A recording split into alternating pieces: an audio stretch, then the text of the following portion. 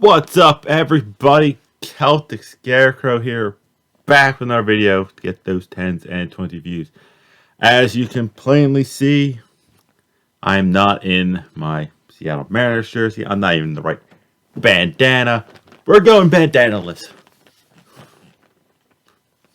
Gotta fix the hair a little bit, though. As you see, this is why I usually wear the bandanas, because my hair is out of control.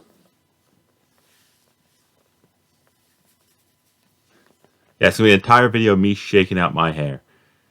Because I see I'm not in the Seattle Mariners hoodie because they have lost. They are eliminated. Today is Sunday. I'm actually recording this during the football games.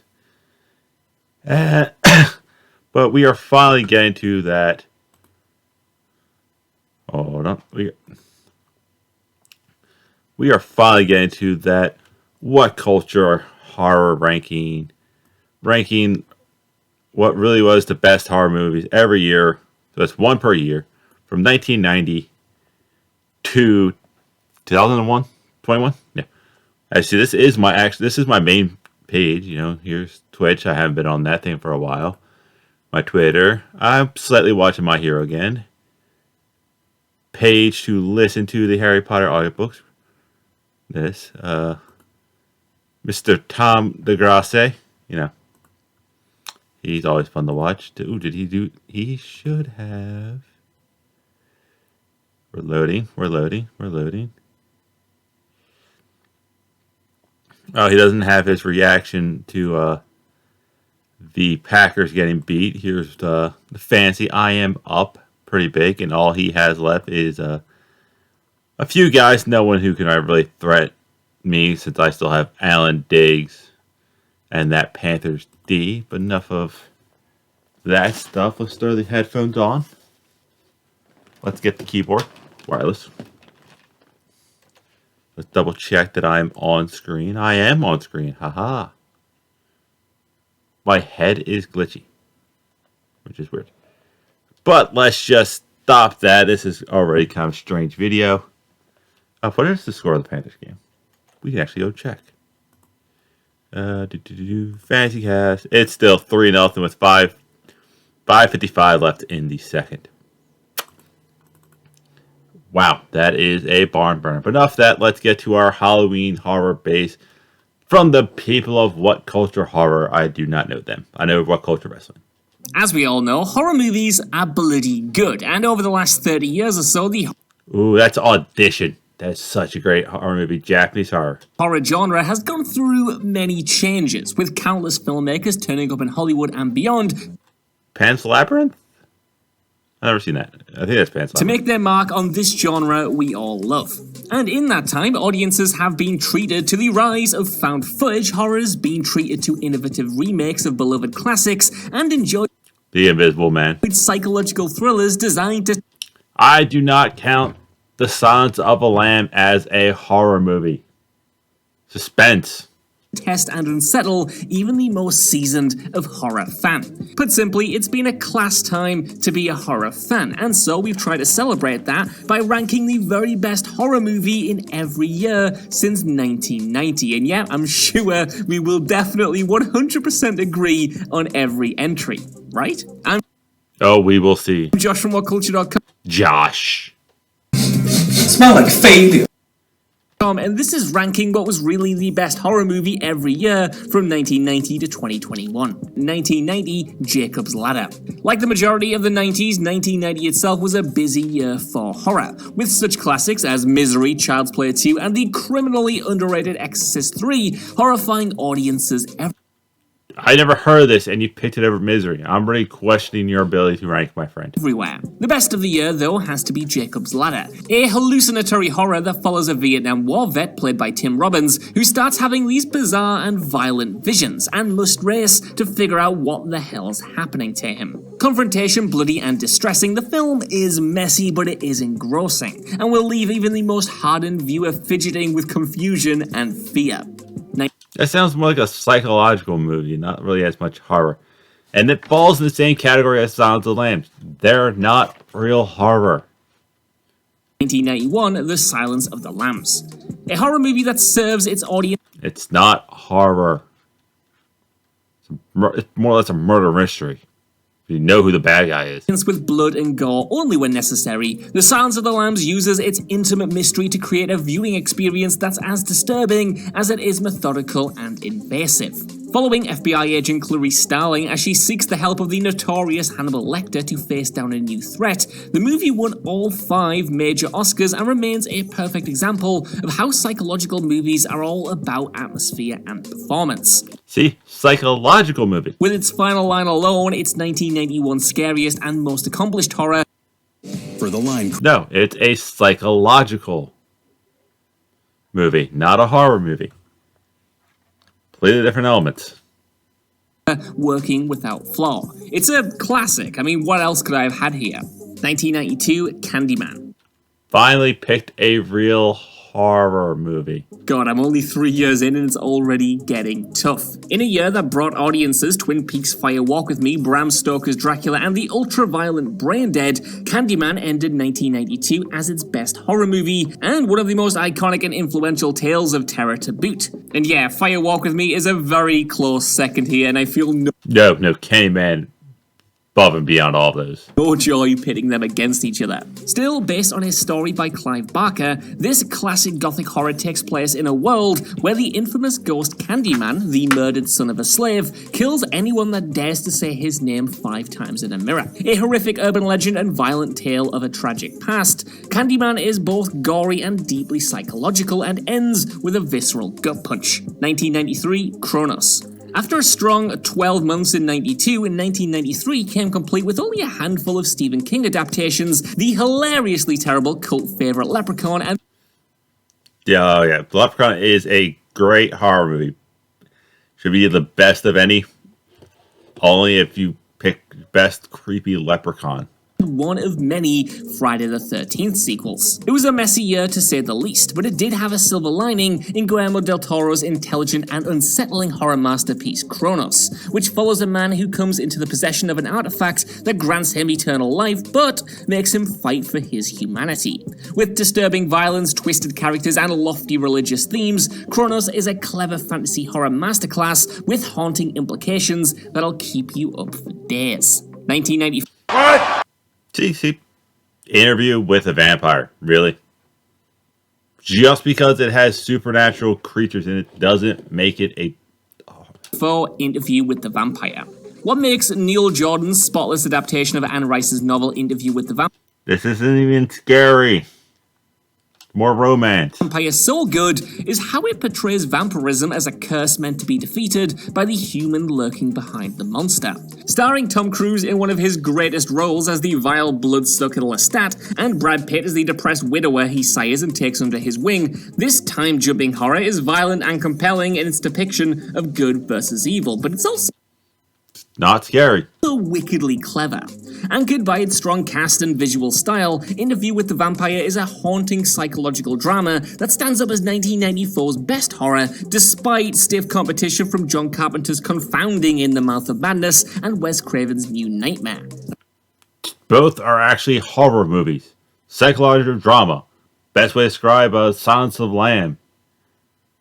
That's a bloody good top 3 right there. 1995, The Addiction. A bad year for horror. The Addiction didn't really have much competition for this spot, I must admit. Still, it's a vampire movie unlike any other, following philosophy student Kathleen as she succumbs to her vampiric urges and leaves a trail of destruction in her wake. Incredibly melancholic and shocking in its depiction of Kathleen's addiction to her curse, the horror drama is almost poetic in its assessment of vampirism and soullessness, tackling its subject with both intelligence and effective minimalist storytelling. And now, here's where I cover my back. Just a note to everyone watching, if we were to count David Fincher's Seven as a straight horror film, then this absolutely would have topped this spot, but I know a lot of people just see that as a crime thriller, and I don't want anyone Oh, this doesn't count. Silence of the Lambs and Interview with the Vampire counts. to shout at me. 1996. They should. This list sucks so far. I only seen now 2 real horrors. Scream.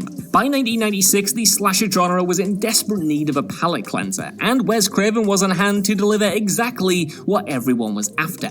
Not only a Scream an amusing homage to the subgenre's many ironclad tropes, but it's also an exhilarating slasher flick in its own right, introducing audiences to the murderous Ghostface and haunted heroine Sidney Prescott with style, humor, and welcome bolts from the blue.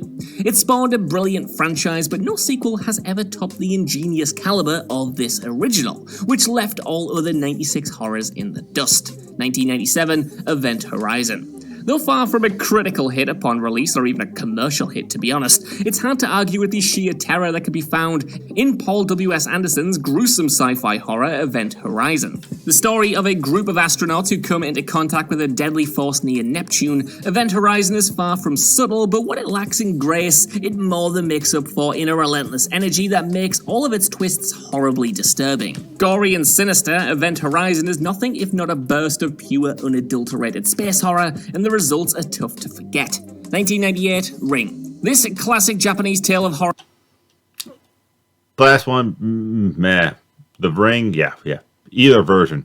Pick, both of them can end up on this list. May have spawned a series of decent to terrible sequels and remakes, but it was never better than its original movie, Ring. The story of a reporter who investigates a cursed videotape that kills all who watch it in 7 days, Ring is at once a macabre urban legend and a nerve-rattling suspense thriller that's as grisly as it is frequently unsettling. Timelessly unnerving despite the death of VHS tapes since, Ring holds nothing back, and even though its story is a touch.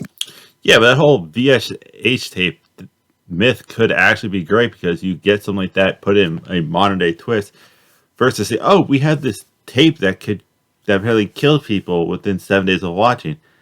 Then they actually have to get a VHS tape and figure out how it works. Convoluted and or you put it in the past, you somehow put it in the wrong box and Blockbuster and just put it like a cult, like, oh, this is Lord of the Rings. New label. You're now a mass murderer. Its scare factor makes it impossible to resist, even if the likes of Blade and The Faculty from the same year almost won out over it. Blade is not a horror movie, it's a superhero movie. And The Faculty was actually a really good horror movie. But The Ring does beat it. Almost. 1999, Audition. I own this one. I actually own this one. If we were talking about the most influential horror movies from 1999, and then, of course, the pick would absolutely have to be The Blair Witch Project. No, that movie, no. A found footage horror whose viral marketing campaign changed the way At least it's a horror. films were sold. However, in terms of the best horror movies, the ones that hold up decades later, Blair Witch is pipped to the post by Takashi Miike's absolutely amazing Audition. Making an icon out of villain Asami, this tale of a man who holds a fake audition to find a new girlfriend is dripping with atmosphere, disturbing visuals, and a climax that more than pays off the slow build-up. It absolutely rocks, to say the least. That's just Bushy sewn off with like a piano wire. And has aged like a fine wine. 2000, American Psycho. The turn of the century offered audiences all sorts of unique and polarizing horror movies, including the cult favorite Final Destination and the deeply traumatic Hollow Man. It's American Psycho that edges out the rest though. A piss-funny horror satire of 80s excess, Christian Bale gives a career best performance as serious horror satire Hollow Man. Movies, including the cult favorite Final Destination and the deeply horror Yeah, I would have picked Final Destination, but American Horror is actually good. Satire of 80s excess, Christian Bale gives a career best performance as serial killer Patrick Bateman, in a movie that's as bloody as it is totally unhinged. Yeah, the very final scene is a bit of a misstep, but otherwise every scene is memorable, and its satire works just as well today as it did back then. Yeah, but Final Destination has made people afraid of like driving behind like trucks hauling lumber. So I would have picked Final Destination. 2001, The Others. A year of guilty pleasures, 2001 is made up of highlights like the underrated Dagon, Ghosts of Mars, and Jason X. But it's the chilling ghost story of The Others that stands out, which is quite funny considering its tame age rating. The idea of creating a horror story around a haunted Victorian house is, of course, nothing new. But The Others does more than enough with the formula to make its mysteries and creaky floorboards entertaining. A strangely existential movie about ghosts and a family in turmoil, the film makes it clear that the the best horror is often the one that uses its gloomy atmosphere to scare rather than its invasive visuals or gore. 2002. Sometimes less is more. Then you have this movie. 28 Days Later. Grounded in bleak realism, 28 Days Later is where our current zombie craze really picked up steam, introducing audiences to a world where the infected can sprint and even the good guys turn out to be monsters. Yeah, it's walking zombies or running zombies. Is that the term come from in this movie? With an immaculate score from John Murphy and a gritty aesthetic courtesy of its indie production, the zombie drama brings the apocalypse to life with a rich, visceral intensity. Though far from cheery, 28 Days Later is a brutal horror masterclass through and through, and its message hits like a ton of bricks. 2003, A Tale of Two Sisters. A psychological tragedy about a troubled young woman who returns home after a stint in a mental institution, A Tale of Two Sisters is bold and gloriously unpredictable in its depiction of a family with countless devastating secrets. With its infusion of Korean folktales and mythology and atmospheric shocks, it Oh God, look, we've made horror movies about folklore from other countries. Actually, I think this one's probably from that region of the world, but still, that could always be good. In its absurdity and complex but rewarding narrative to create a movie of uncompromising intensity and bloody twists. Confusing as it may be, A Tale of Two Sisters' unconventional story is one that'll keep you terrified and guessing till the very end. 2004, Shaun of the Dead. This is barely considered a horror movie. It's more of a comedy. Maybe the toughest year so far, 2004 had Saw, Zack Snyder's Dawn of the Dead, Shudder, and more. No! God! No! God, please, no! No! No! These aren't horror movies, and he's picking for horror movies. That's it. I'm not giving this list another second because it is crap. I'm not even going to link it in the description. I'll see you weird people Monday.